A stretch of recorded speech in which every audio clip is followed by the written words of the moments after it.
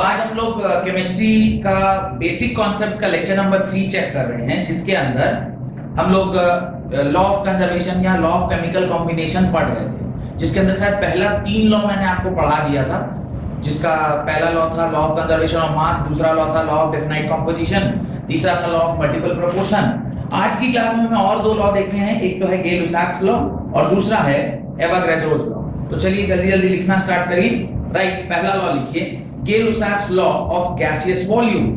गेल-लुसाक्स law of gaseous volume. तो gaseous volume का जो लॉ है उसके बारे में आज हम लोग बात करेंगे। क्या है गेल-लुसाक, क्या किए उन्होंने? एक फिक्स्ड एक नंबर दे दिया। खैर पहले लिख लेते हैं, उसके बाद समझते हैं। एज द नेम सजेस्ट, लिखना स्टार्ट करिए। As the name suggest, this law was given by Gay Lussac, G-A-Y-L-U-S-S-A-C। Gay word पढ़ के थोड़ा गलत सेंस मत लगाइएगा, साहब का नाम ही था। जनरली इस तरह का नाम लोग अपने पता नहीं उस टाइम तक ये वर्ड भी इजाद हुआ था कि नहीं हुआ था, पहले रख लिए बाद में फिर गड़बड़ हुआ। खैर, as the name suggest, this law was given by Gay-Lussac in 1808. Full stop. He stated that when gases combine or are produced, he stated that when gases combine or are produced in a chemical reaction, they do so, they do so in simple ratio by volume, provided they do so in simple ratio by volume, provided all the gases are at same temperature and pressure. All the gases are at same temperature and pressure. At same temperature and pressure. Done. अब देखिए क्या वो कहना चाह रहा है, उसको जरा ध्यान से देखिए। आप H2 गैस को जब Cl2 गैस के साथ कंबाइन करते हैं तो आपको क्या मिलता है? ट्वाइस ऑफ HCl गैस मिलता है। मेरे ख्याल से मैंने करेक्ट रिलेशनशिप लिखा है। अब अगर मैं इनको रेशियो वाइज देखूं, इसका 1 मोल इसके 1 मोल के साथ जब कंबाइन करेगा तो इसका 2 मोल मिलेगा। यही वो कहना चाह रहा है कि जब कभी भी कुछ गैसियस रिएक्टेंट को किसी प्रोडक्ट में जब आप बनते हो, सारे के सारे अगर गैसेस हैं तो उनके बीच का जो रेशियो है वो सिंपलेस्ट होल नंबर रेशियो रहता है। पढ़िए एक बार लॉ को। उन्होंने कहा he stated that when gases combine or are produced, when gases combine or are produced in a chemical reaction, they do so in simple ratio by volume. ये simple ratio है, 1:1:2 simple ratio by volume, provided all the gases are at same temperature and pressure. Temperature और pressure क्या होना चाहिए? Same होना चाहिए। ये तो ऐसे भी जब कभी भी आप कोई रिएक्शन लिख रहे हैं, गैसियस रिएक्शन लिख रहे हैं, तो टेम्परेचर प्रेशर अगर वैरी कराइएगा तो सारा कहानी ही बदल जाएगा। क्योंकि पूरा का पूरा एक चैप्टर हम लोग को यही पढ़ने के लिए समझना है कि टेम्परेचर और प्रेशर के वैरी कराने से गैस के साथ क्या होता है। एक चैप्टर है जिसको हम लोग शायद स्टेट्स ऑफ मैटर बोलते हैं या शायद गैसियस स्टेट बोलते हैं, पता नहीं, सेकंड या third chapter structure of atom के बाद आता है states of matter. States of matter के अंदर हम लोग को पूरा सिर्फ गैस के बारे में पढ़ना है। उसमें ideal gas equation, real gas equation, फिर आइडियल गैस इक्वेशन बना कैसे था, तो बॉयल्स लॉ, चार्ल्स लॉ, वो सारा चीज हमें पढ़ना है। वहीं पर गैस के बारे में पढ़ेंगे जहां पे आपको जो टेम्परेचर और प्रेशर के बारे में सारा चीज पढ़ाया जाएगा। तो किसी भी केमिकल रिएक्शन जो कि गैसियस रिएक्टेंट और प्रोडक्ट के बारे में बात कर रहा है, वहां पे जो आपका क्या कहते हैं उसको, टेम्परेचर और प्रेशर है, वो क्या रहना चाहिए? कांस्टेंट रहना चाहिए। लिखें उसके आगे, gases are always found in molecular state. Gases are always found in molecular state. ये भी आप देखिएगा जो गैसेस होते हैं वो मॉलिक्यूलर स्टेट में ही पाए जाते हैं। मॉलिक्यूलर स्टेट का क्या मतलब है? मॉलिक्यूलर स्टेट का मतलब है कि जो गैस है वो ऑलवेज मॉलिक्यूल के फॉर्म में होगा। आप कभी भी जैसे हम लोग सोडियम एलिमेंट है। सोडियम के एलिमेंट, सोडियम अपने आप में भी पाया जा सकता है, आयरन अपने आप में पाया जा सकता है, they are called as free state compound, free state में मिल सकता है, कार्बन फ्री स्टेट में मिल सकता है। लेकिन जब कभी भी आप किसी गैस की बात कर रहे हैं, चाहे आप आयोडीन गैस लें, क्लोरीन गैस लें, ब्रोमीन गैस लें, नाइट्रोजन गैस लें, ऑक्सीजन गैस लें, जो भी गैस ले रहे हैं, except inert gases, except what, inert gases, inert gases combined state में बहुत कम पाया जाता है। मैं ये नहीं बोलूंगा नहीं पाया जाता है, यहीं से तो आपकी कहानी चालू होगी केमिकल बॉन्डिंग की। केमिकल बॉन्डिंग चैप्टर में कहानी यहीं से चालू होगा कि आपने बचपन में क्या पढ़ा था, बचपन में पढ़ा था कि सारे एलिमेंट्स की टेंडेंसी होती है to achieve inert gas configuration. अगर कोई ऐसा एग्जांपल मैं दे दूं जहां इनर्ट गैस रिएक्ट करके कंपाउंड बनाया, तो बोले फिर इसको क्या जरूरत थी, वो तो पहले से स्टेबल था, फिर वो क्यों कंपाउंड बना रहा है? तो पूरी की पूरी जो थ्योरी आप पढ़े हैं उसको इसी आर्गुमेंट से मैं गलत करूंगा। ये जो आप इनर्ट वो क्या कह रहे हैं, स्टेबिलिटी के लिए जो आपने रूल सब पढ़ा था ना, ऑक्टेट रूल, ड्यूप्लेट रूल, ये थ्योरी वहीं गलत हो जाए। तो जनरली मैं बोल रहा हूं कि इनर्ट गैस जो वो कंबाइंड फॉर्म में नहीं मिलता। ऐसा नहीं कि कोई इनर्ट गैस कंबाइंड फॉर्म में, there are so many gases जो कि इनर्ट होते हुए भी कंबाइंड फॉर्म में मिलते हैं। पर गैसेस जनरली कैसे होते हैं, मॉलिक्यूलर फॉर्म में या फिर कंबाइंड फॉर्म में ही हमें मिलते हैं। चाहे हाइड्रोजन ले लें, ऑक्सीजन ले लें, क्लोरीन ले लें, नाइट्रोजन ले लें, कोई भी गैस आप वो हमेशा कैसा मिलेगा, मॉलिक्यूलर फॉर्म या कंबाइंड फॉर्म में ही मिलेगा। Except very few, helium, neon, argon, krypton, यही 4-5 हैं जो नहीं मिलता। फिर ज़ेनॉन वगैरह के तो बहुत सारे प्रोडक्ट भी मिलते हैं, even if it is a inert gas. Inert gas होने के बाद भी उसके प्रोडक्ट मिलते हैं। तो उसके नीचे आपको ये एग्जांपल लिख लेना चाहिए, जहां पे आप लिखेंगे कि H2 gas plus Cl2 gas जो है वो ट्वाइस ऑफ HCl आपको देगा, और ये आपको वॉल्यूम जो है वो सिंपलेस्ट रेशियो में 1:1:2 के रेशियो में आपको वहां पर कंबाइन करना। नेक्स्ट देखिए Avogadro's law, AVOGADRO', Avogadro's law, right. Avogadro found that smallest particle of gas which can exist independently, smallest particle of gas which can exist independently is the molecule not atom, is the molecule not atom. Smallest particle of gas which can exist independently is molecule not atom. उन्हें क्या कहा, gas अगर independently कहीं पर आपको दिख रहा है तो वो मॉलिक्यूलर फॉर्म में होगा, वो गैसियस फॉर्म में नहीं होगा। जो अभी मैं बता रहा था, वो जो कहानी बताई, तो ये एक्चुअली में ये चीज जो है वो पता किया किसने, एवोगैड्रो। गेल-लुसियाक्स ने उसके बीच में सिर्फ रिलेशनशिप बताया कि वो हमेशा कैसा रहेगा, सिंपलेस्ट होल नंबर रेशियो में रहेगा, 1:1:1, 1:1:2, 1:2:3, इस तरीके का रहेगा। पर ये जो बात है कि ज्यादातर गैसेस कैसे होते हैं, मॉलिक्यूलर फॉर्म में एग्जिस्ट करते हैं, ना कि एटॉमिक फॉर्म में। ये किसने बताई, एवोगैड्रो ने।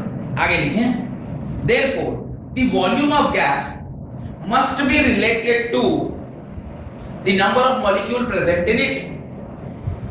Therefore the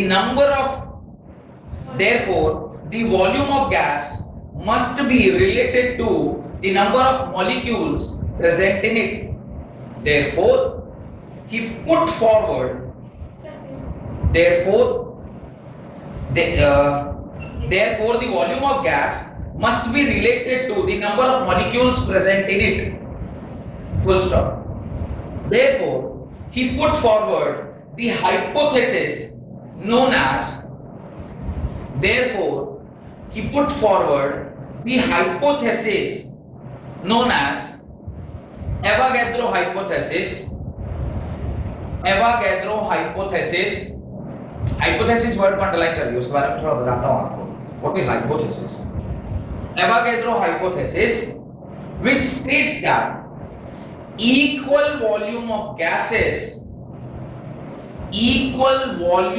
gases at same temperature and pressure, equal volume of gases at same temperature and pressure should contain equal number of molecule.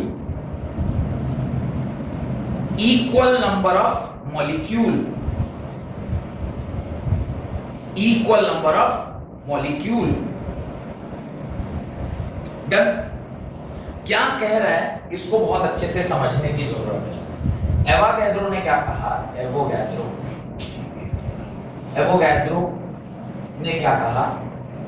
इन्होंने कहा कि दुनिया में कोई भी जो गैस है वो ऑलवेज किस प्रकार से कंबाइन करती है? मॉलिक्यूलर फॉर्म में कंबाइन करती है, वो एटॉमिक फॉर्म में कंबाइन नहीं करती। और अगर आप टेम्परेचर और प्रेशर को क्या कर रहे हैं? कांस्टेंट रख रहे हैं। अगर आप टेम्परेचर और प्रेशर को क्या करते हैं? कांस्टेंट रखते हैं, देन यहां पर एक बात ऑलवेज ट्रू है। हाइपोथेसिस है। हाइपोथेसिस मतलब अजम्पशन। अगर ऐसा ऐसा ऐसा हुआ तो जो मैं बोल रहा हूं वो सही है, पर ये उनका अजम्पशन था। इसके अपवाद हो सकते हैं, पर ज्यादातर केसेस में ये क्या मिलेगा आपको? सही मिलेगा, क्योंकि उन्होंने अज्यूम किया है on the basis of his research, on the basis of his all the data collected, कितने रिएक्शंस किए होंगे, उसके सारे डेटा कलेक्ट किए होंगे, उसके बेसिस पे उन्होंने एक हाइपोथेसिस बनाया होगा। उस हाइपोथेसिस को उन्होंने टेस्ट किया होगा, फिर हाइपोथेसिस टेस्ट होके सही आई होगी, फिर उसको उन्होंने जनरल स्टेटमेंट में कन्वर्ट किया होगा। जनरली जब कभी भी हम लोग रिसर्च करते हैं तो रिसर्च में सबसे पहला स्टेप होता है कि आप कोई भी टॉपिक ढूंढिए। टॉपिक ढूंढने के बाद पहला काम यही करते हैं कि आप एक हाइपोथेसिस फॉर्मुलेट करें। हाइपोथेसिस मतलब एक स्टेटमेंट फॉर्मुलेट करना जिसको मेरा मन कह रहा है कि ये सही होगा। हाइपोथेसिस मतलब एक स्टेटमेंट फॉर्मुलेट करना जो मेरा मन, मतलब मैं कह रहा कि गर्मी के बढ़ने से आइसक्रीम का सेल बढ़ जाता है। कॉमन सेंस यही बात कहता है कि अगर गर्मी बढ़ेगी तो आइसक्रीम का सेल बढ़ना चाहिए। तो मैंने एक हाइपोथेसिस क्रिएट किया, whenever the temperature of the environment increases the sales of ice cream increases. ये हमने हाइपोथेसिस अपने कॉमन सेंस से क्रिएट किया। अब हम इसको क्या करेंगे? रिसर्च करेंगे। हम सर्वे कराएंगे, सर्वे करा के हम डेटा कलेक्ट करेंगे, उसको हम टेस्ट करेंगे। टेस्ट करने से अगर ये बात सत्य स्थापित हुई, प्रूव टू बी ट्रू, तो मैंने जो हाइपोथेसिस बनाया था ट्रू हो गया। अगर मैं ये बात गलत प्रूफ हो, कैसे? जिन लोगों से मैंने पूछा उन्होंने बोला नहीं नहीं, गर्मी में तो हम घर से निकलते ही नहीं, ज्यादा आइसक्रीम खाने का मन करता है जब स्प्रिंग सीजन होता है, या ज्यादा आइसक्रीम खाने का मन आता है जब ठंडा में ठंडा खाने का मन। आजकल के यूथ खा रहे हैं ठंडा में ठंडा खाइए, गर्मी में चाय पीजिए। तो अभी धीरे धीरे कुछ कुछ चेंज भी हो सकता है। आदमी का प्रेफरेंसेस, टेस्ट, ये तो टाइम टू टाइम चेंज करता है। तो उस टाइम पे मैंने जो अपने बुद्धि से हाइपोथेसिस बनाया वो क्या हो गया?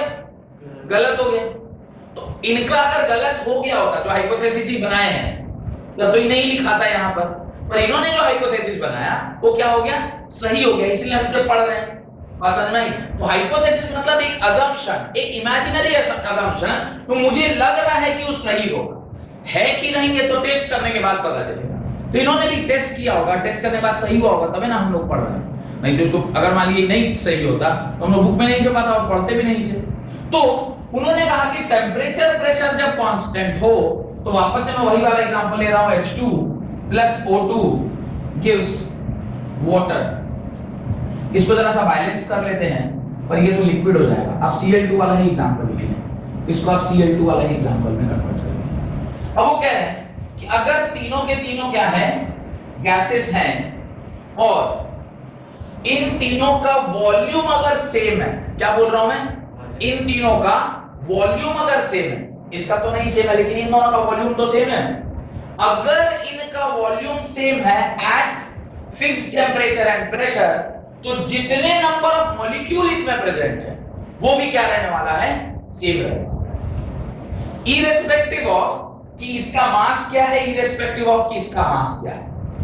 वापस से स्टेटमेंट को पढ़िए, क्या बोल रहे हैं? known as Avogadro hypothesis, which states that equal volume of gases at same temperature and pressure, equal volume इसका 1 वॉल्यूम इज इक्वल टू इसका 1 वॉल्यूम विल गिव यू इसका 2 वॉल्यूम। तो चूंकि इन दोनों का वॉल्यूम सेम है, equal volume of gases at same temperature and pressure should contain equal number of molecule. अगर इसमें x नंबर ऑफ मॉलिक्यूल्स हैं तो इसमें भी क्या होंगे, x नंबर ऑफ मॉलिक्यूल्स होंगे। मॉलिक्यूल ही लिखिएगा, है ना, मॉलिक्यूल। मोल से भी तो आप जानते नहीं, मोल का तो पढ़ना बाकी है, और मॉलिक्यूल ही लिखिए। तो ये बात समझ में हमें आ गई कि अगर वॉल्यूम फिक्स है तो उसमें नंबर ऑफ मॉलिक्यूल्स भी क्या होंगे, फिक्स होंगे, इररिस्पेक्टिव ऑफ उसका मास कितना है। अब इसको डे टू डे एग्जांपल से कैसे समझा रहा हूं मैं, ये कह रहा हूं कि आम है और दूसरा एक एग्जांपल सेब ले लें। मैं ये कह रहा हूं कि अगर आप 5 आम का चढ़ाइए कि 5 सेब का चढ़ाइए, दोनों एक ही केजी होगा, ऐसा होगा नहीं होगा। लेकिन इस एग्जांपल को समझने के लिए कि अगर आपने 5 आम उठाया है और 5 सेब उठाए, तो अगर दोनों का 1-1 केजी माने 5-5 उठाए हैं तो दोनों ऑलवेज 1-1 केजी होगा। या फिर दोनों को जब आप 1-1 केजी मेजर करिएगा तो दोनों 5-5 तो निकलेगा। एक एग्जांपल इसको समझने के लिए कि अगर इसका एक वॉल्यूम हाइड्रोजन है, इसका एक वॉल्यूम क्लोरीन है, दोनों का अगर वॉल्यूम सेम है, 1-1 वॉल्यूम है, तो उसके कॉरेस्पॉन्डिंगली जो इन दोनों का नंबर होगा वो सेम होगा। 5 आम उठाए, 5 सेब उठाए, दोनों का 1 ही केजी मास होगा, ऐसा कुछ। दोनों का अगर आपने नंबर सेम लिया या दोनों का मास सेम लिया, 1 केजी है, 1 केजी आम को जोखा और 1 केजी सेब को जोखा, दोनों को जोखने के बाद जब उसका नंबर गिने तो ये भी 5 निकल गया, ये भी 5 निकल गया। ऐसे ही कुछ है ना कि इसका भी एक वॉल्यूम लिया, इसका भी एक वॉल्यूम लिया, और दोनों का 1-1 वॉल्यूम का जब नंबर गिने तो दोनों एग्जैक्टली क्या आया, सेम आया। कुछ वैसा है, ये बात समझ में आ रही। यही चीज को आप लोग एवोगैड्रो हाइपोथेसिस बोलते हैं। अब ये जो 1 वॉल्यूम है ये किसके बराबर, हमने लिखा हाइपोथेसिस का मतलब क्या होता है, हाइपोथेसिस इज, हां right, hypothesis is assumption, hypothesis is assumption. और हाइपोथेटिकल क्या होता है, वो सिचुएशन बनाना, इमेजिनरी। तो ये दोनों वर्ड का मतलब क्लियर रहना चाहिए आपको। Hypothesis is assumption but hypothetical is imaginary। Hypothetical case होता है ना, ऐसा एक केस बनाया गया हाइपोथेटिकली, ऐसा होता नहीं है पर इस तरह का एक सिचुएशन क्रिएट किया गया है, उसको हाइपोथेटिकल। अब दुनिया में जहां कहीं भी, ये एग्जांपल तो नहीं लिखे होंगे, कोई बात नहीं, अभी नहीं लिखे हैं तो कोई दिक्कत नहीं, यहां लिखे, उसके मैंने ये लिख लेने के बाद लिखिएगा, पहले समझिए। एक वॉल्यूम जो है वो ऑलवेज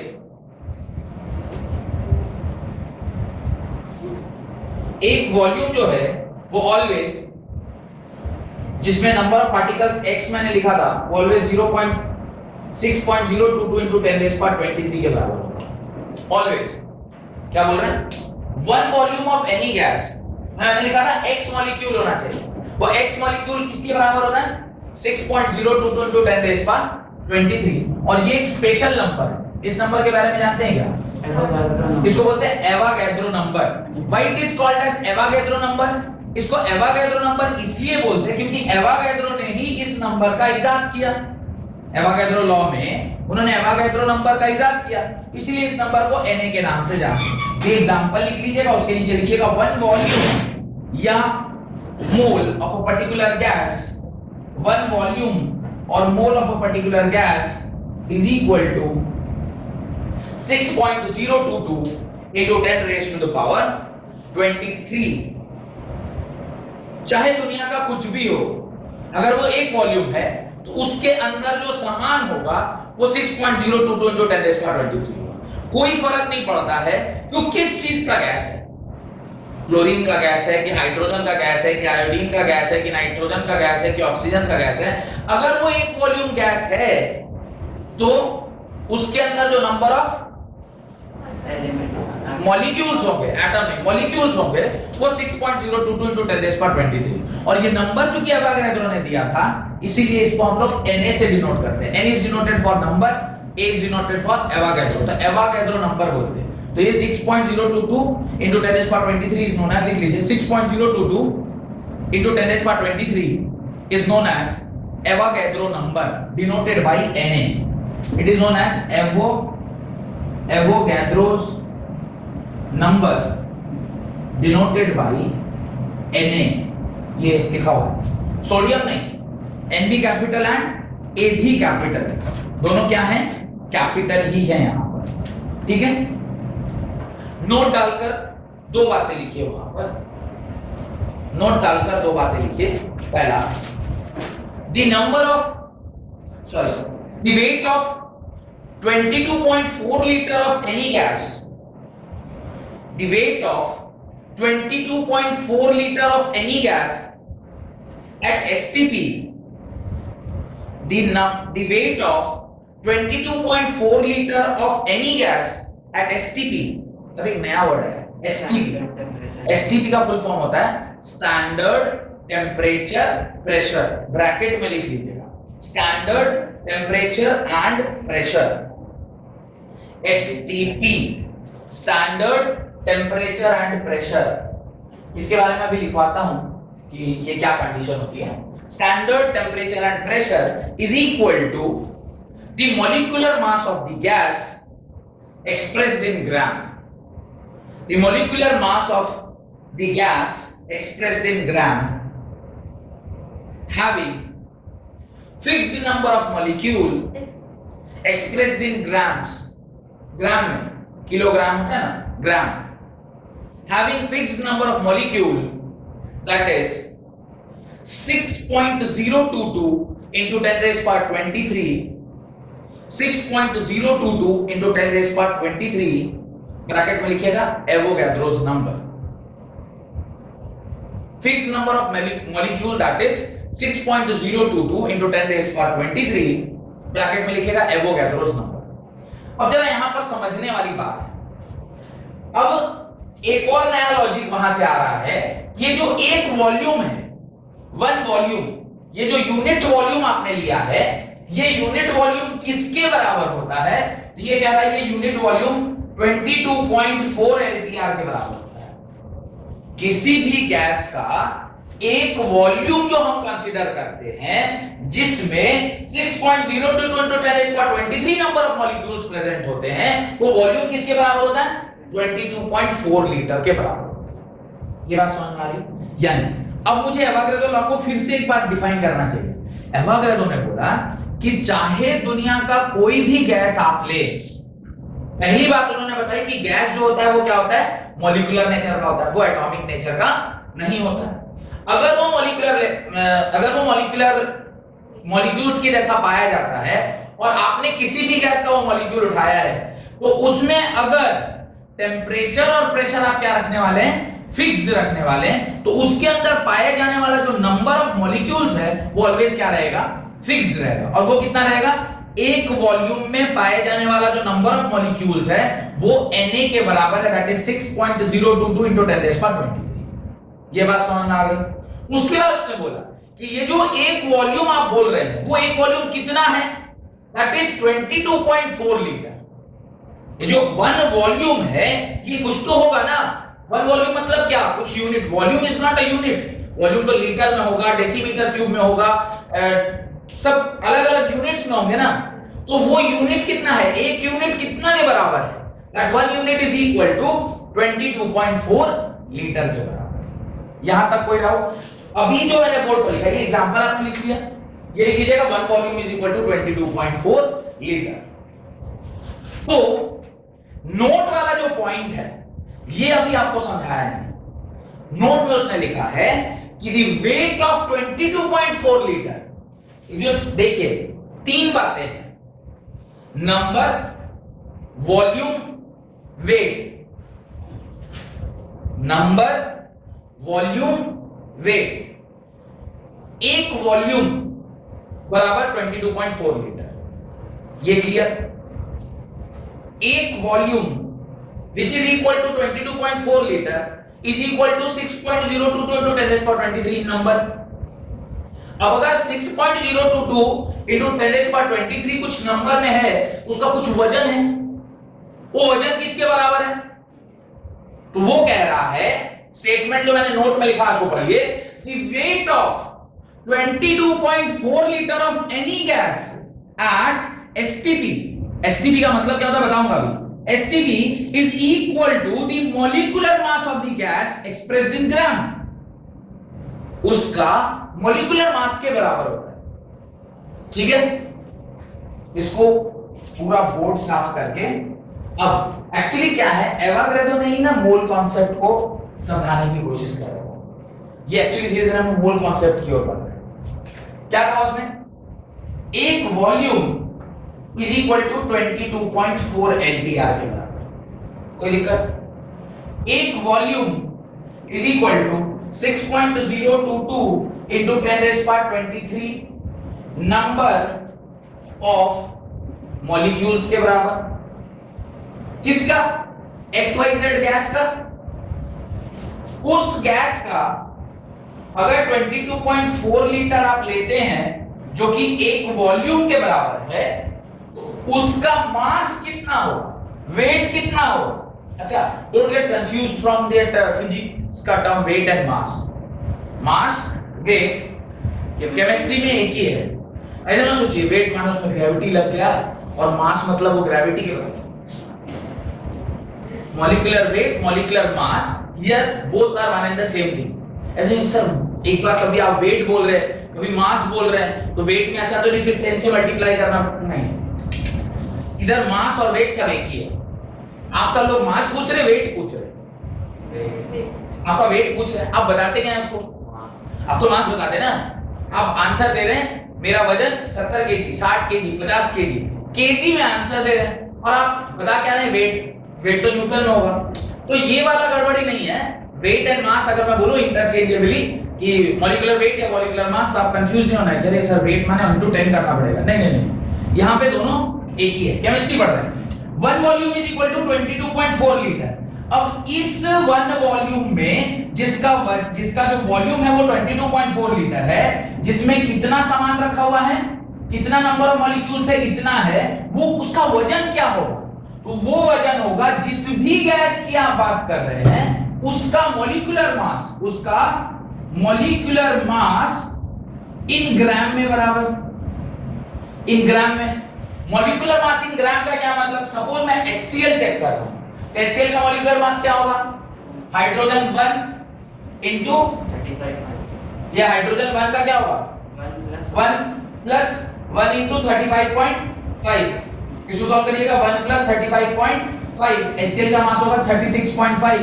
जब हम इसे ग्राम में लिख देंगे तो एक volume of HCl is equal to 22.4 litre of HCl is equal to 6.022 into 10 raised to 23 number of molecules of HCl is equal to 36.5 gram. There is a relationship between volume, number and mass. ये सब एक ही है, पर आपको याद क्या रखना है, एक volume of any gas is equal to 22.4 litre, fix है, इसको बदला नहीं जा सकता। जब मैं एक वॉल्यूम बोलूंगा तो वो 22.4 लीटर, 22.4 लीटर अगर एक वॉल्यूम है तो उसमें कितने मॉलिक्यूल्स होंगे, 6.022 into 10 raised to 23, irrespective of कि आप किस चीज का गैस है।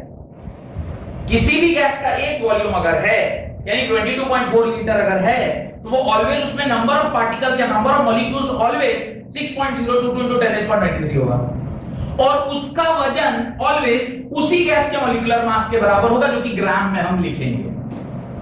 बन गया, क्लियर हुआ, यही बात वहां लिखा गया है, पढ़िए एक बार नोट को। The weight of 22.4 liter of any gas at STP is equal to the molecular mass of the gas expressed in gram, having fixed number of molecules, that is 6.022 into 10 raised to 20। ये जो line लिखा है इसका मतलब समझ में, वो जरूरी है, खाली लिखने से क्या होगा, समझ में आना जरूरी है। अब STP का क्या मतलब, ये एग्जांपल आप अपनी कॉपी में लिख लीजिएगा उसी पॉइंट के नीचे। पहले मैं एसटीपी का मतलब बताता हूं। एसटीपी का मतलब होता है standard temperature pressure, standard temperature pressure, standard temperature pressure. अब देखिए स्टैंडर्ड टेम्परेचर प्रेशर में आपको दो ही चीजें पता होनी चाहिए, कौन सा टेम्परेचर और कौन सा pressure. Temperature is equal to 273 kelvin, sorry 273 kelvin है ना, ठीक है नहीं 273 डिग्री सेल्सियस नहीं 273 केल्विन या 0 degree Celsius. Temperature 0 degree Celsius को 273 केल्विन बोलेंगे, तो 273 kelvin and 0 degree Celsius is standard temperature और प्रेशर इज 1 atm के बराबर। 1 atm मतलब एटमॉस्फेरिक प्रेशर, एटीएम मतलब आप उधर मत जाइए, वो ऑटो ट्रेलर मशीन जो पैसा वैसा वो 1 atm मींस एटमॉस्फेरिक प्रेशर। ये जो कंडीशन है वो कंडीशन, टेम्परेचर क्या होना चाहिए 0 डिग्री सेल्सियस या 273 केल्विन, एग्जैक्ट बोलिएगा तो 273.15 भी लगता है, और एकदम एग्जैक्ट बोलिएगा तो 273.15 भी लगता है। तो 273 kelvin 0 degree Celsius and pressure आपका होना चाहिए 1 atm। ये जो कंडीशन है एसटीपी का, उसे ही हम जो टेम्परेचर और प्रेशर का उसे हम स्टैंडर्ड टेम्परेचर प्रेशर बोलते हैं। इसी का एक और टर्म कई बार यूज होता है, उसको बोलते हैं एनटीपी। क्या बोलते हैं? एनटीपी। तो एसटीपी और एनटीपी दो एक ही जैसे वर्ड हैं, तो आप लगे हां तो इसी के नीचे एनटीपी भी लिख लीजिए। इसको बोलते हैं normal temperature pressure, temperature pressure, normal temperature pressure. इसकी यहां कोई आवश्यकता नहीं है, पर जब पढ़ रहे हैं तो दोनों एक ही साथ लिखा है तो ज्यादा अच्छा। टेम्परेचर जब नॉर्मल की आप बात कर रहे हैं तो आप 27 degree Celsius 27 degree Celsius it is normal temperature. 27 degree Celsius या 25 या 27 जो भी आप माने, जो नॉर्मल टेम्परेचर। 27 मानिएगा तो 300 होगा, 25 मानिएगा तो 298 होगा। आप 27 27 degree Celsius, 27 degree Celsius is 300 Kelvin. 273 plus 27, conversion of Kelvin scale to centigrade scale ही है ना, 273 प्लस डिग्री सेंटीग्रेड तो केल्विन स्केल ही होता है। तो 27 है तो स्टार्ट करिएगा 300 और प्रेशर यहां भी कितना होता है 1 atm का ही होता है। और 1 atm किसके बराबर होता है? 1 atm होता है 10⁵ बार के बराबर या 10⁵ टॉर्क के बराबर। 10⁵ बार या 10⁵ टॉर्क। और भी बहुत कुछ के बराबर होता है। खैर फिलहाल अभी इतना ही रखिए। हाँ, टेम्परेचर के चेंज करने पे तो प्रेशर भी चेंज होता है ना, लेकिन यहाँ 0 डिग्री सेल्सियस पे भी सेम प्रेशर है और 27 डिग्री सेल्सियस पे भी सेम प्रेशर है। क्या बात है, ऐसा डाउट पूछ दिया कि दिल खुश हो। ठंड के दिनों में तुम कितना डिग्री सेल्सियस पे रहते हो यहाँ पे? 8 से लेके 20 के बीच में। गर्मी के दिनों में तुम यहाँ पे कितने टेम्परेचर पे रहते हो? 30 से लेके 45 के बीच में। एटमॉस्फेरिक प्रेशर बदल गया क्या? एटमॉस्फेरिक प्रेशर तो हमेशा 1 atm ही रहेगा, एटमॉस्फेरिक प्रेशर कैसे बदलेगा? ये तो एटमॉस्फेयर का प्रेशर है जिसको 1 atm माना गया है। There may be a slight difference. 100 actually 760 centimetre of Hg के बराबर होता है, 760 mm ऑफ Hg के बराबर या 76 सेंटीमीटर ऑफ Hg। अगर मान लीजिए वो 76 से 75 हो भी गया, this is very slight change in pressure, तो वो आपको पता भी नहीं चलेगा। एटमॉस्फेयर प्रेशर थोड़ा सा बदल गया ना, आपको कुछ पता नहीं चलेगा। तो ऐसा नहीं कि इतना डिफरेंस है कि प्रेशर इतना हो गया कि आप बिना मास्क के आप नहीं रह सकते, जो कि फ्लाइट्स में होता है। अचानक से अगर प्रेशर लो हो जाता तो फिर तुरंत से ऑक्सीजन मास्क आता और फिर आपको ऑक्सीजन की प्रोवाइड की जाती है आपको। वैसा सिचुएशन कभी यहाँ धरती पर नहीं होता है, because there is very slight change. ये जो वेरिएशन है बहुत थोड़ा सा है, ठीक है, होता है बहुत कम होता है। इसलिए ऑलमोस्ट ऑल दी टेम्परेचर जिसमें हम लोग लीव कर रहे हैं 1 atm एटमॉस्फेरिक प्रेशर आप मानते हो उसको, ठीक है। तो ये लिख लिया। उसके नीचे एक और, ये सब नोट्स के अंदर ही जा रहा है ना? नहीं किए नहीं। हाँ जल्दी करिए, ये सब नोट्स के अंदर ही लिखिएगा। एंड देन थर्ड पॉइंट जो नोट का है, सेकंड तो ये लिखा है ना एसटीपी एनटीपी वाला, ये फर्स्ट तो खत्म हो गया यहां तक। ये सेकंड पॉइंट है एसटीपी और एनटीपी का कॉन्सेप्ट।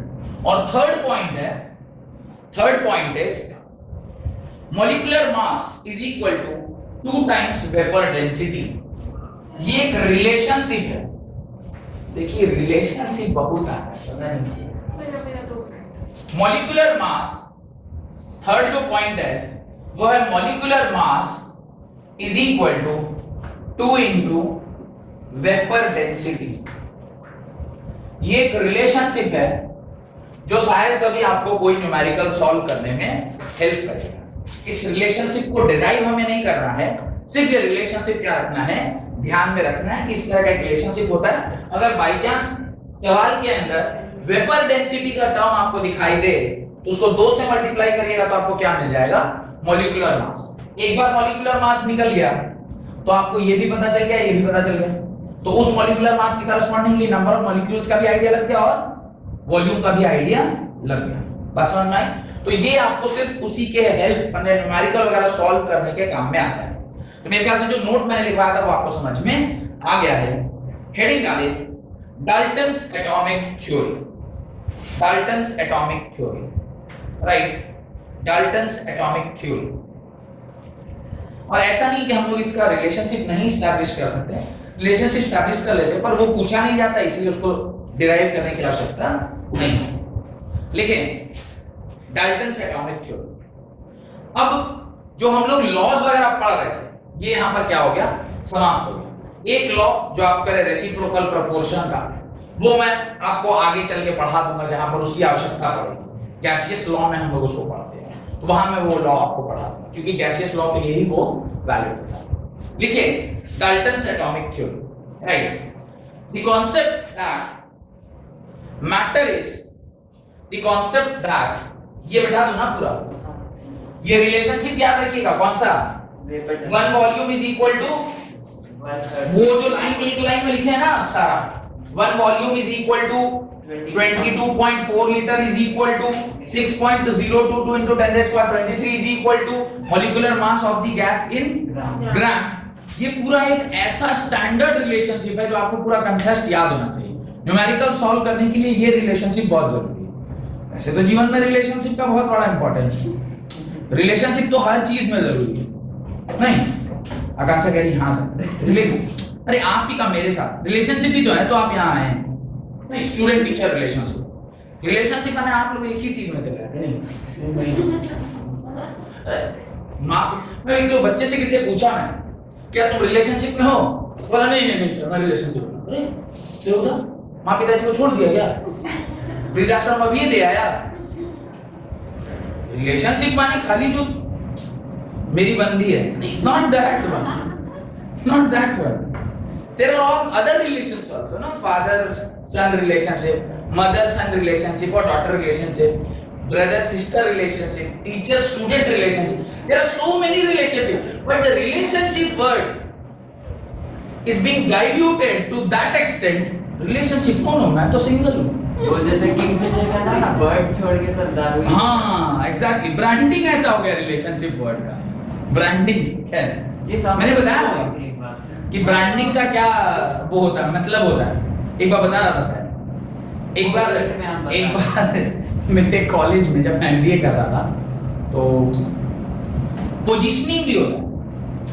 आप टीचर का भी एक इमेज बनाते हैं ना अपने दिमाग में कि ये कैसा टीचर है, किस हद तक इससे मजाक करेंगे तो ये मान चलेगा इसके साथ। और किसी किसी टीचर ना खड़ूस टाइप का, जो कभी, अब आपके मन में मेरे प्रति क्या भावना है तो आप ही जानते होंगे, और कुछ कुछ टीचर से खड़ूस भी रहता है। खड़ूस मतलब इसको अगर आप छुट्टी भी मांगेंगे ना तो आपको डर लग रहा होगा कि इसको बोलेंगे कि मार देगा कहीं, भाग जा बेटे जाके, ऐसे भी हो सकता है। और कुछ कुछ टीचर अच्छा ठीक है पढ़ देंगे और जाओ यार कैश करो मस्ती करो, कुछ ऐसे टाइप के भी टीचर होते हैं। तो उसको बोलते हैं पोजीशनिंग, किसी भी ऑब्जेक्ट का पोजीशनिंग कैसे किया गया। तो मैडम हमारी पढ़ा रही थी पोजीशनिंग, उन्होंने बोला बताओ मारुति कार की वो जो ओमनी कार है उसकी पोजीशनिंग कैसे है। तो madam just wanted to know कि उसका सेगमेंट क्या है, कौन लोग उसको खरीद रहे हैं। तो एक लड़की थी एस कृष्णन करके कुछ उसका नाम था, she said sir Maruti car is meant for kidnapping.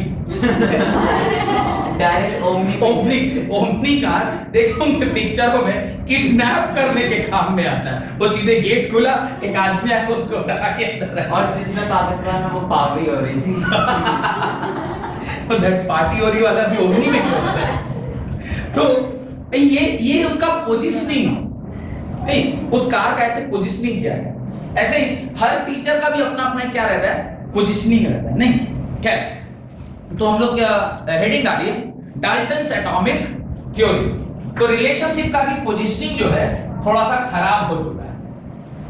खैर, Dalton DALTON, Dalton's atomic theory. अब हम लोग जो लॉस थे वो तो पढ़ लिए, अब हम ये सोच रहे हैं ये जो दुनिया में इतना सारा कुछ है वो अल्टीमेटली सब एटम्स और मॉलिक्यूल से ही बना हुआ है। अब धीरे धीरे हम केमिस्ट्री के अंदर प्रवेश कर रहे हैं। पहला जो हमारा कॉन्सेप्ट है that is Dalton's atomic theory, वहां हम लोग जा रहे हैं। तो लिखिए द कॉन्सेप्ट। अच्छा, डाल्टन ने क्या बोला, मैंने शायद पहले 9th में ही बोला, 5 पोस्टुलेट बताया, पर उसमें जो मेन बात थी वो यही थी कि matter is made up of some subatomic particle, that is सबसे छोटी जो इकाई है, the smallest particle that is known as atom or molecule, और उन एटम्स को फर्दर डिवाइड नहीं किया जा सकता। डाल्टन ने यही कहा, पर आगे चल के वो सारी बातें क्या हो गई, गलत हो गई। लेकिन उन्होंने एक ऐसी बात कही जो तब भी सही था और आज भी सही है, वो ये है कि दुनिया में जो कुछ भी है वो इलेक्ट्रिकली न्यूट्रल है।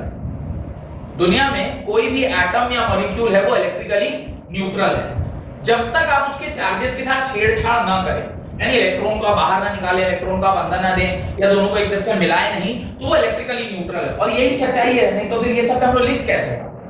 अगर ये इलेक्ट्रिकली न्यूट्रल नहीं होता ना तो भागता फिरता इससे। पर मैं इसे छू पा रहा हूं, आप लोगों को भी मैं छू पाता हूं, because you are also electrically neutral. हम लोग किसी भी सामान को छू पा रहे हैं because they are electrically neutral. Electrical neutrality वाला जो कॉन्सेप्ट था वो तब भी सही था और आज भी सही। लिखिए, the concept that matter is composed of very tiny particle was given by Indian and Greek philosophers। और ये भी मैंने आपसे कहा होगा, परमाणु, हाँ, अणु एंड परमाणु का कॉन्सेप्ट जो Maharshi Kanad way back in some BC 2000 BC और 200 BC में महर्षि कन्नड़ आए थे। उन्होंने ये बताया कि अणु और परमाणु करके चीजें होती हैं जो सबसे छोटी इकाई है, और वो सब तब उन्होंने देख लिया। और आज हम लोग वो कंपाउंड माइक्रोस्कोप से भी उसको नहीं देख पा रहे, वो तब देख लिए जब कुछ नहीं दिख रहा, और अब सब कुछ है फिर भी हम नहीं देख पा रहे। नहीं, ऐसा होता है। खैर, इसके बारे में थोड़ा और आगे चल के बोलूं। The concept that matter is composed of very tiny particle was given by Italian and Greek philosophers। was given by Indian and Greek philosophers। Italian word कहाँ से आया? Sonia Gandhi. Indian and Greek philosopher, full stop। The Indian philosopher Maharishi Kannada, KANNADA, the Indian philosopher Maharishi Kannada, and the Greek philosopher Democritus, DEMOCRITUS, Greek philosopher Democritus। The Greek philosopher, मतलब आराम से The Greek philosopher, the Greek philosopher, Indian philosopher Maharishi Kannada, and Greek philosopher Democritus in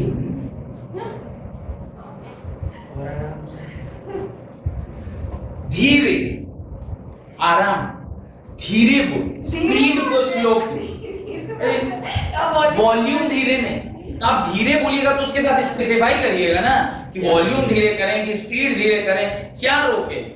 इसमें क्या science लगाने लग रहे हैं? अरे तो साइंस टीचर तो साइंस नहीं लगाएगा तो PhD क्या लगाएगा? स्लो बोलिए। स्लोमो। वो आजकल कैमरा में भी फीचर आया है, स्लो मोशन। नहीं, डूब जाऊं तेरी आंखों के वो सन में, स्लो मोशन में, वो slow.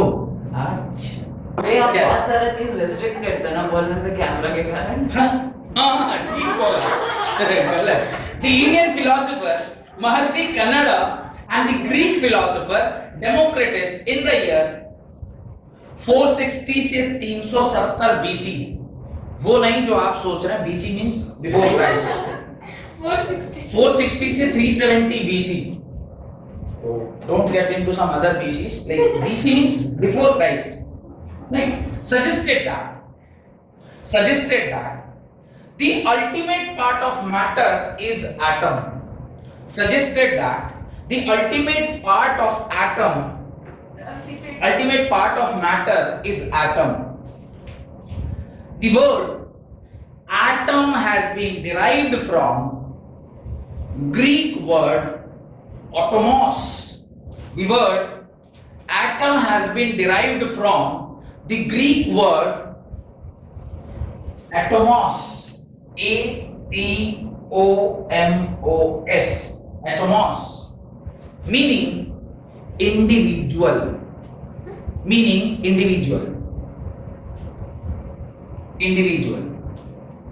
Full stop. John Dalton scaled this scientific old idea. Scaled means उसको elaborate किया, उसको बड़ा बनाया. ये छोटा सा आइडिया, छोटी क्यों निकल रहा है, छोटा सा आइडिया जिसको हमने क्या किया, elaborate किया. मैंने डाल्टन साहब ने. John Dalton scaled this scientific old idea in the form of a theory known as Dalton's atomic theory. John Dalton scaled this scientific old idea in the form of a theory known as Dalton's atomic theory.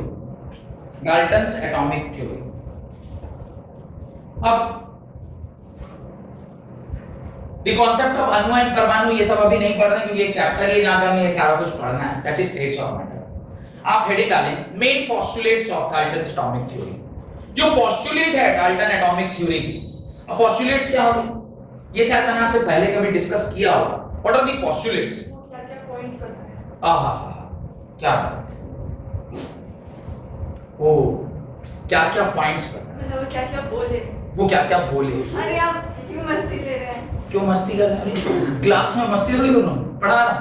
मुझे बताइए मैं मस्ती कर रहा हूँ? सुबह से उठ के कौन मस्ती करता है? पढ़ा रहे हैं मस्ती कर रही है. Anyways, रहना चाहिए ये तो जॉन वो पोस्टुलेट्स क्या दिया वो समझिए. पोस्टुलेट्स का मतलब समझिए. पोस्टुलेट्स उसे कहते हैं जो कहता है कि मैं जो बोल रहा हूं वो सही है under some condition. What condition? जो कंडीशन मैं लगा रहा हूं, इस कंडीशन पे, इस कंडीशन पे, इस कंडीशन पे, इस कंडीशन पे, इस कंडीशन पे अगर आप मेरी बात मानेंगे तो जो भी मैं बोल रहा हूं वो सही है. That is what is postulates. Partially है क्या? हाँ, मतलब अगर डिस्काउंट मिल रहा होगा 50% का तो आधा जीन्स मिल जाएगा, वो आधा पैंट का, इधर थोड़ा सा काट के दे देगा आपको कि ठीक है ले जाओ. तो पोस्टुलेट्स का मतलब एक एग्जांपल से समझते हैं. सपोज करिए मैंने आपसे कभी कहा होगा जब आप पहली बार क्लास 11th में आए होंगे, अगर you want to get 95% marks और प्लस तो you have to follow some rules, do's and don'ts. पूरा क्लियरली मेरे को याद आ रहा है फर्स्ट लेक्चर में कुछ डूज लिखवाया था और कुछ डोंट्स लिखवाया था. डूज तो आपको ध्यान ही होगा, डोंट्स आप भूल जाते थे. नहीं वो भी याद है. तो डोंट्स और डूज जो मैंने लिखवाया था वो क्या थे, वो मेरे पोस्टुलेट्स थे. अगर आप ऐसे ऐसे ऐसे ऐसे पढ़ाई किए और ये कांड काम नहीं किए तो साल भर अगर मेहनत करेंगे तो आप 90% आसानी से ला सकते हैं. That was my postulates of getting successful. Done. लेकिन वो कंडीशंस आपको फॉलो करने होंगे. ऐसे ही जब कोई बड़ा साइंटिस्ट कुछ एक चीज को लिखता है तो बोलता है मैंने इस कंडीशन के अंदर जब एक्सपेरिमेंट किया तो मुझे ये सारे रिजल्ट मिले. आप भी अगर यही रिजल्ट पाना चाहते हो तो ये सारे कंडीशंस को आपको क्या रखना होगा, ध्यान रखना होगा. That are called as postulates in general. Atom से रिलेटेड जो डाल्टन ने अपने पोस्टुलेट्स दिए वो क्या था, अंडर सम एक्सपेरिमेंटल कंडीशन उन्होंने कुछ किया होगा, उसका मतलब बनाया कि ऐसे ऐसे ऐसे कुछ सिचुएशन है, अगर ऐसा आप मानते हैं तो आगे की कहानी फिर आप बनाइए. और बहुत सारे साइंटिस्ट ने, जे थॉमसन आए, उसके बाद गोल्डस्टाइन आए, उसके बाद चैडविक आए, इन लोगों ने उनकी बातें मानी और उस पोस्टुलेट्स को फिर लेकर आगे बढ़ते गए और धीरे धीरे फिर इलेक्ट्रॉन, न्यूट्रॉन, प्रोटॉन और चार्ज टू मास रेशियो, फिर पूरा मॉडल, तो जे जे थॉमसन मॉडल आया, फिर रदरफोर्ड मॉडल आया, फिर बोर मॉडल आया, ऐसे सारे मॉडल आए। आखिर बात तो यहीं से स्टार्ट हुई। तो उसी पोस्टुलेट्स को हमें लिखना है, राइट। पहला postulate, matter consist of minute individual indestructible matter consists of minute individual indestructible particle called as atom. Matter consists of minute individual indestructible particle called as atom. दूसरी बात, atom of each element, atom of every element, rather it is more appropriate, atom of every element are identical to each other,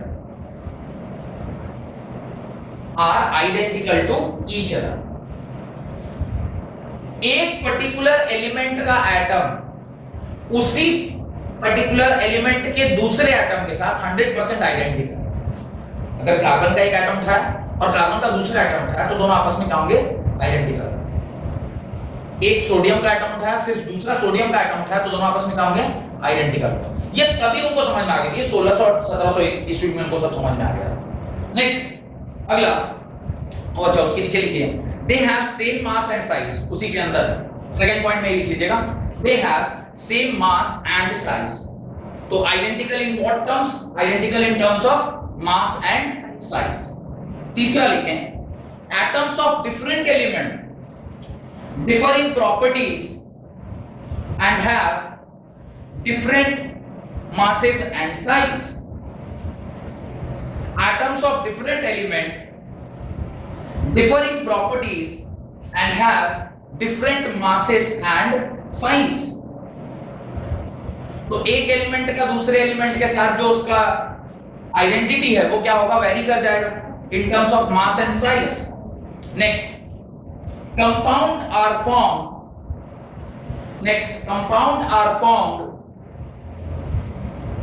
when atoms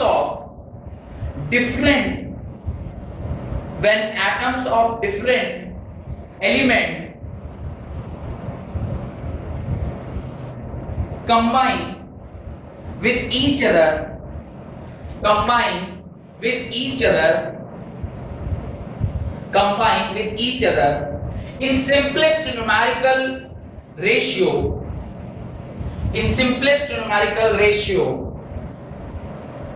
in simplest numerical ratio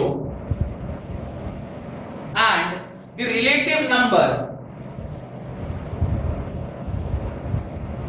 full stop। एक molecule of water या एक compound of water, क्या बोलेंगे? एक molecule of water या एक compound of water? Molecule. अच्छा, molecule क्यों और कंपाउंड क्यों? माने क्या? What is difference between molecule and compound? That question पूछ रहा हूं। कंपाउंड क्या और मॉलिक्यूल का? H2 is compound or molecule? A molecule of H2 gas, compound of H2 gas, compound of H2 gas नहीं, molecule of H2 gas। molecule और compound में अंतर है? हाँ, मॉलिक्यूल एक एलिमेंट मतलब सेम एलिमेंट से बनता है। molecule सेम एलिमेंट से बनता है। H2 सेम एलिमेंट, एक से ज्यादा हाइड्रोजन एंड ऑक्सीजन कंबाइन करके almost same, there is not big difference. आप इसको मॉलिक्यूल भी बोल सकते हो और कंपाउंड भी। तो जनरली जो थोड़े कॉम्प्लेक्स नेचर के कंपाउंड होते हैं, नहीं कॉम्प्लेक्स नेचर के मॉलिक्यूल होते हैं, उसको हम लोग कंपाउंड बोलते हैं। और जो नॉर्मल छोटे-छोटे मॉलिक्यूल्स, छोटे-छोटे जो रिलेशनशिप है, जैसे हाइड्रोजन का हाइड्रोजन के साथ, H2 का मतलब क्लोरीन का क्लोरीन के साथ, then we call it molecule.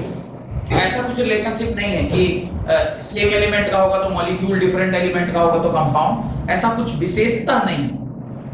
Element जो कंपाउंड है उसको आप मॉलिक्यूल भी बोलेंगे तो गलत नहीं है, जो मॉलिक्यूल उसको आप कंपाउंड बोलेंगे तो कोई गलत नहीं है। इसलिए याद करिए, जो आपने मैटर का क्लासिफिकेशन लिखा है उसमें क्या लिखा?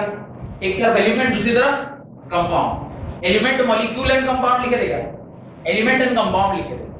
याद करिए, एलिमेंट के साइड पे metal, non metal, metalloid, inert gas, compound के पे इनऑर्गेनिक कंपाउंड है, ऑर्गेनिक कंपाउंड, ठीक है। उसी के मॉलिक्यूल्स को हम क्या बोलते हैं, उसी कंपाउंड के एक अगर होगा वो पूरा एक यूनिट होगा तो उसको क्या बोलेंगे, एक मॉलिक्यूल बोलेंगे। ZnSO4 ऐसा कंपाउंड है और उसका अगर एक यूनिट है तो उसको क्या बोलेंगे, वन मॉलिक्यूल ऑफ ZnSO4। समझ में आया? लिखिए आगे लिखिए। Second last point, chemical reactions involve reorganization of atom. Chemical reaction involves reorganization of atoms, and these atoms are neither created nor destroyed. These atoms are neither created nor destroyed. देखिए कह रहा है कि जो केमिकल रिएक्शन है वो simply is a reorganisation of atoms. This are reorganisation of atom. इसने यहां से इसको रिप्लेस कर दिया, रिप्लेस किया तो ये Zn क्या निकल गया, SO4 प्लस क्या निकल गया, Cu। तो it is just a reorganisation of atom because ultimately the mass need to be conserve. Mass को आपको क्या रखना है, कंजर्व रखना है। और मास अगर आप कंजर्व रख रहे हैं तो नंबर ऑफ एटम्स या molecule on the left hand side of a reaction must be equal to the number of atoms और molecule in the right hand side of a reaction in a chemical reaction, not in a nuclear reaction. क्या बोल रहा हूं मैं, in a chemical reaction, because nuclear reaction जैसी आ जाएगा फिर वहां पे क्या हो जाएगा, आइंस्टाइन्स इक्वेशन काम करने लग जाएगी। और आइंस्टाइन इक्वेशन क्या कहता है, एनर्जी और मास का इंटर कन्वर्जन का रिलेशनशिप। तो I am talking about only the chemical reaction वाला पार्ट, जहां पे लेफ्ट हैंड साइड पे जितना मास है राइट हैंड साइड पे उतना ही मास होना चाहिए। ये बात समझ में आ गई, डन। उसके नीचे लिखिए एटम्स आर इलेक्ट्रिकली न्यूट्रल, ये एग्जांपल लिख लिया था। उसके नीचे लिखिए atoms are electrically neutral. Atom जो है वो इलेक्ट्रिकली न्यूट्रल होते हैं, एटम्स आर इलेक्ट्रिकली न्यूट्रल। इन सारी बातों में से कुछ बातें तो अब भी सही है और कुछ बातें तो गलत हो गई। तो जो सबसे पहला डेफिनेशन आपने लिखा था वो गलत हो चुकी है कि मैटर इज माइन्यूट, इंडिविजुअल, इंडेस्ट्रक्टिबल। इंडेस्ट्रक्टिबल कैसे, अब तो उसके सब एटॉमिक पार्टिकल्स आ गए, तो ये बात अभी गलत हो गई। लेकिन सेकंड जो बात आपने कहा था कि एटम्स ऑफ एलिमेंट वो सेम एलिमेंट के सेम प्रॉपर्टी, वो सही है, आज भी सही है। अच्छा, इसमें एटम्स ऑफ सेम एलिमेंट, तो मास बदल रहा है, एग्जैक्टली मास बदल रहा है। लेकिन मैं यहां तो मास के बारे में नहीं कह रहा, आइडेंटिटी के बारे में चेक कर रहा है कि whether the identity is same or not. If you are taking carbon 12 और कार्बन 12 तो they will be same. If you are taking carbon 12 and carbon 14 तब तो आपने एक ही एलिमेंट के दो आइसोटोप्स ले लिए। खैर आइसोटोप्स वगैरह तो उस टाइम कुछ हवा दूर दूर तक भी कुछ नहीं था, ये तो आया 1900 में जब आप मेंडेलीव ने अपना पीरियोडिक टेबल बनाया। तो मेंडेलीव ने देखा यार इसमें तो आइसोटोप्स की जगह ही नहीं है, तो सॉरी मेंडेलीव भी नहीं, वो मोस्ले साहब ने जिन्होंने मॉडर्न पीरियोडिक टेबल दिया, उन्होंने कहा कि अगर एटॉमिक मास के बेसिस पे बनाएंगे तो फिर तो यहाँ पे आइसोटोप्स की जगह ही नहीं है, फिर तो कार्बन के दो स्पेस होने चाहिए थे। फिर उन्होंने एटॉमिक मास को किसमें कन्वर्ट किया था, एटॉमिक नंबर में, और फिर सारे एलिमेंट्स को सजाया था। अगर क्लास 9 का थोड़ा बहुत भी आपको ध्यान हो तो 10th में पढ़े थे ना वो पीरियोडिसिटी और वो सब कुछ, ठीक है। तो ये तब के लिए इसको सही माना जा सकता है क्योंकि अगर एक ही एलिमेंट के आप उठा रहे हैं, नॉट कंसीडरिंग द आइसोटोप्स, अगर कार्बन 12 हो कार्बन 2 है, दे विल बी आइडेंटिकल, और डिफरेंट उठा रहे हैं तो उसका क्या होगा, डिफरेंट होगा। तो थर्ड भी सही है। Compounds are formed when atoms of different element combine, ये भी सही है। Chemical reaction is reorganisation of atom except the अपवादिक पार्ट, कि न्यूक्लियर रिएक्शन नहीं हो रहा है तो ultimately it is a reorganisation. आपको याद करिए एक एग्जांपल भी दिए थे कल परसों के क्लास में, जहां पे कॉपर से कॉपर ऑक्साइड बन रहा था। तो अगर वो रीऑर्गेनाइजेशन नहीं होता और कोई चीज हवा बन के बाहर नहीं निकल रही तो उसका जो मास है इनिशियल और फाइनल वो हमेशा क्या रहेगा, कंजर्व रहेगा। कॉपर जितना आपने लिया था और वो कॉपर कंबाइंड स्टेट में जाने के बाद भी उतना ही था, तो ना हमने उसका परसेंटेज निकाल लिया था और बताया था कि लॉ ऑफ कांस्टेंट कंपोजिशन, तो याद आ रहा है, ये एग्जांपल आपने करवाया था। फिर लास्ट जो पॉइंट है एटम इज इलेक्ट्रिकली न्यूट्रल, ये भी आज भी सही है। ये लगभग बातें सही हैं, सिर्फ एक आध बातें ही गलत हुई। सोचिए कैसे महान साइंटिस्ट थे, तब इनको ये सब चीज चमकने लग गया था और पर पढ़ने के बाद भी चमका नहीं पा रहे ना, समझ गए। फिर भी अगर कोई पूछ ले भाई right all the postulates of Dalton atomic theory, ना रट के भी नहीं याद रख पा रहे वो भाई साहब का दिमाग कैसा था, कैसा चमका के पूरा लिख दिया। उसके नीचे लिखा explanation of law of chemical combination by Dalton's atomic theory. explanation of law of chemical combination by Dalton's atomic theory। तो जो हमने लॉ ऑफ केमिकल कॉम्बिनेशन पढ़ा है वो डाल्टन्स एटॉमिक थ्योरी के ऊपर सही होना चाहिए, क्योंकि अगर सही नहीं हुआ तो फिर हमारा लॉ ही गड़बड़ा जाएगा, क्योंकि यूनिवर्सल अगर कोई लॉ बनाया गया है वो तो हर थ्योरी पे वैलिड होना चाहिए। If you are violating it तो आपकी थ्योरी गलत है। और साइंटिफिक मेथड तो यही कहता है ना कि यूनिवर्सल लॉ है वो किसी भी कीमत पे डिफाइन नहीं होना चाहिए। अगर अब वो आपका लॉ उसको डिफाइन कर रहा है तो हम ये कभी नहीं डाउट करेंगे कि ये लॉ गलत है, हम ये डाउट करेंगे आपकी थ्योरी गलत है, क्योंकि सारी जगह पर ये वैलिड है ना। लिखिए Dalton theory could explain the law of chemical combination. ये एक सवाल भी आता है एग्जाम में, डाल्टन की थ्योरी, उसके पोस्टुलेट्स और उसकी थ्योरी कैसे एक्सप्लेन करती है यूनिवर्सल लॉ। तो Dalton theory could explain the law of chemical combination. Point number 1, law of conservation of mass. Point number 1, law of conservation of mass. Postulate number 1 and postulate number 5, postulate number 1 and postulate number 5, ये दोनों law of conservation of mass के basis पर ही लिखा गया है। Postulate number 1 क्या था? Matter जो है वो मेड अप ऑफ एटम है। और दूसरी जो बात थी 5 नंबर पे उसने क्या बोला?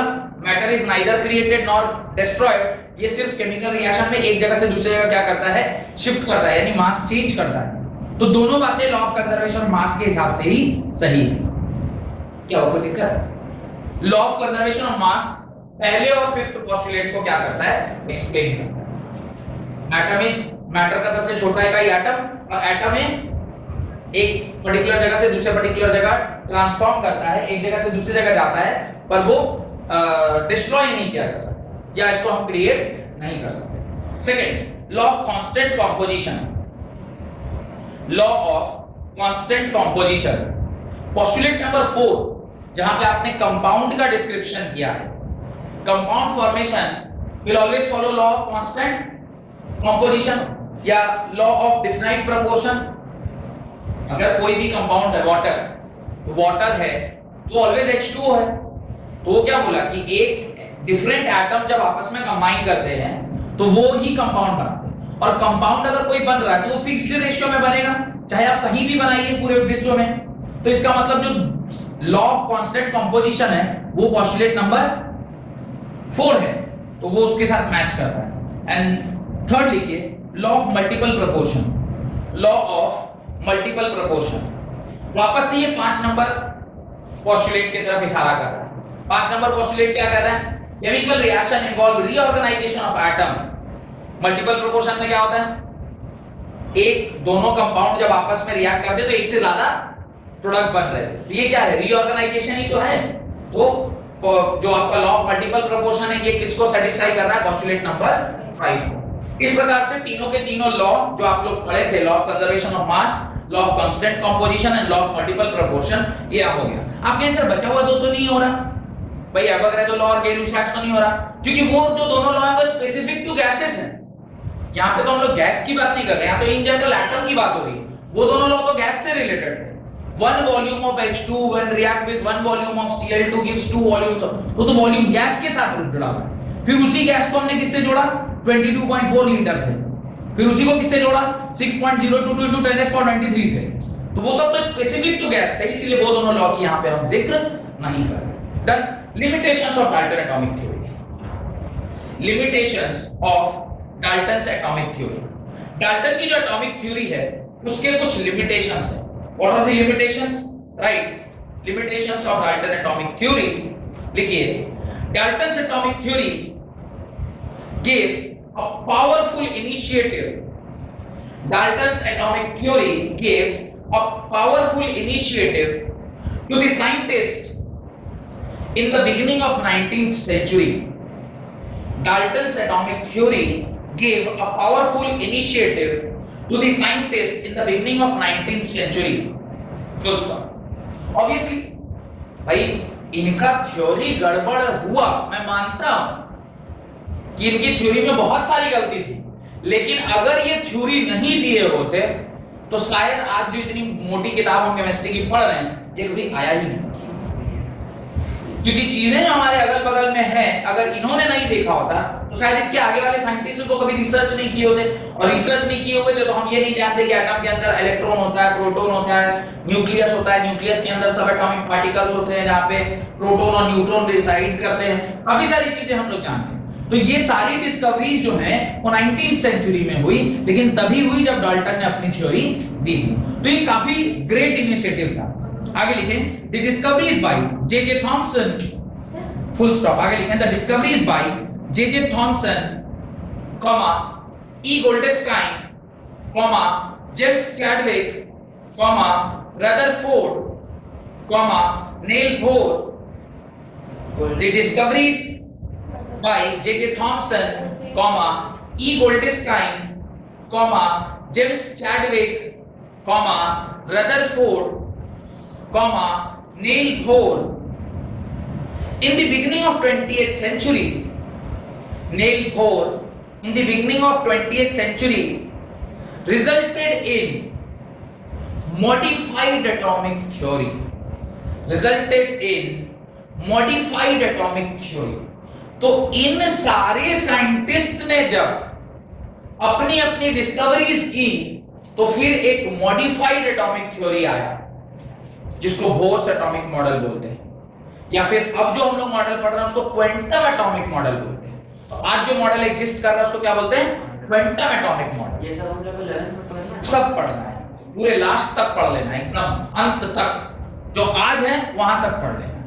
तो यहां तक आपको पढ़ाएंगे। तो आपको ये कहानी समझ में आ गई। तो अभी तो आपने खाली उसका इंट्रोडक्शन लिखा, लिमिटेशंस कहां लिखे? लिखिए लिमिटेशंस, ड्रॉबैक्स, नीचे लिखिए सब हेडिंग डालिए ड्रॉबैक्स।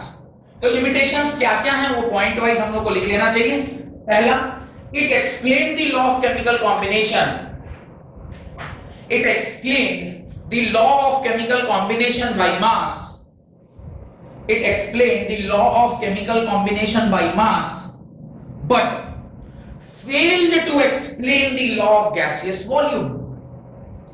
ये जो गैसियस वॉल्यूम वाला बात था वो बात ये नहीं समझा पाए, इसलिए तो गै-लुसाक और एवोगाड्रो नामक साइंटिस्ट आए और उन्होंने फिर ये सब समझाया। तो डाल्टन ने मास के बारे में तो सारी चीजें बताई पर गैसियस वॉल्यूम का कोई आइडिया हमें नहीं दिया। तो it explain the law of chemical combination by mass but failed to explain the law of gaseous volume. तो गैसियस वॉल्यूम का कोई विशेष नॉलेज हमें नहीं दे पाए। ये गैसियस वॉल्यूम का बाद में हुआ था या पहले हुआ था? बाद में हुआ था, डाल्टन सबसे पहले थे, उस जो भी हुआ सब बाद में ही हुआ। Next, it could not explain why atom of different element have different masses, different size, valencies, physical and chemical properties. It could not explain why atoms of different element have different masses, atoms of different element have different masses, different size, different valencies and different physical and chemical properties. ये कोई बात Dalton नहीं बता पाए थे। उन्होंने सीधे कह दिया कि भाई डिफरेंट एलिमेंट के डिफरेंट मासेस और साइज होते हैं, पर वो क्यों होते हैं, क्या कारण है, किस वजह से हो रहे हैं, इसके बारे में कोई आइडिया नहीं। ना वैलेंसी का कोई आइडिया, ना हमें फिजिकल एंड केमिकल प्रॉपर्टी का कोई आइडिया हमें वहां से नहीं मिला। Next, it failed to explain the nature of forces, it failed to explain the nature of forces that bind together the atoms in a molecule. उन्होंने मॉलिक्यूल और compound formation की तो बात कह दी, पर वो ये नहीं समझा पाए कि जो मॉलिक्यूल और कंपाउंड फॉर्म कर रहा है उसका बाइंडिंग फोर्स क्या है। आयनिक बॉन्ड है, कोवलेंट बॉन्ड है, कोऑर्डिनेट बॉन्ड है, हाइड्रोजन बॉन्ड है, डाइपोल डाइपोल इंटरेक्शन है, किसी भी कोई जानकारी हमें नहीं मिल पाया। तो ये भी इनका ड्रॉबैक था, खाली बोल दिया कंपाउंड फॉर्म होता है, कैसे होगा, कुछ आइडिया नहीं दिए। It failed to explain the nature of forces that bind together the atoms in a molecule. Next, it could not explain how and why. It could not explain how and why. कैसे और क्यों भी नहीं बताए और कैसे भी नहीं बताए, सीधे बोल दिया कंपाउंड और मॉलिक्यूल फॉर्म होता है।